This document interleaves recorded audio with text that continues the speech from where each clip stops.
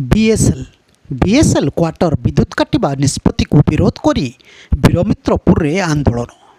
गत 27 तारिख में बीएसएल क्वार्टर विद्युत काटिबा निष्पत्ति को विरोध करी वीरमित्रपुर विधायक रोहित जोसेफ तिर्की आंदोलन आरंभ करिसेंति।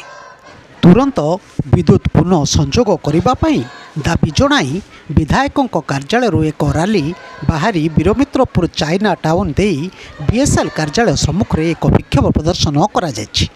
बीएसएल क्वार्टर कर्तृपक्ष विद्युत संजोग काटिदेवा फल सेठारे रहुतबा बासिंदा और अवसरप्राप्त कर्मचारी और सेमानकर परिवार एवं अंधकार मध्य रहिछन्ति।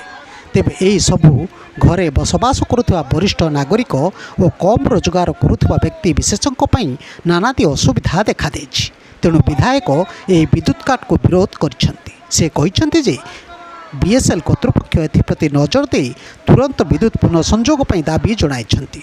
यही कार्यक्रम में बीजेडी टाउन सभापति कुना देव, वीरमित्रपुर विधायक प्रतिनिधि शशि सागर, रोहित दीप, वीरमित्रपुर म्युनिसिपालिटी उपाध्यक्षा Nivedita Bage, Jagdish Agarwal, Arakshit Bibhar, Shyam Bag, 3 number councillor Kamlesh Singh, ward number 9 councillor Nirmala Kujur, Pramod Buda, Manas Nand, Ashok Nayak, Janu Sarika समेत अनेक बीएसएल बस्ती बासिंदा माने जोग देथिले। देखंतु तारी चित्र।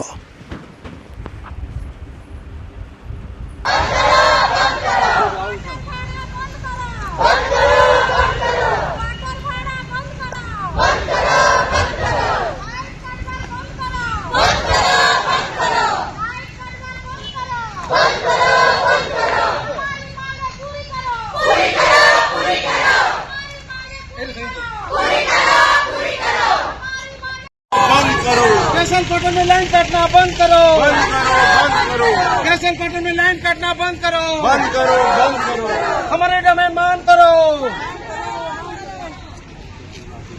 बंद करो, बंद करो, क्वार्टर लाइट काटिबा बंद करो, बंद करो, बंद करो, क्वार्टर लाइट काटिबा बंद करो, बंद करो, बंद करो, बंद करो, बंद करो।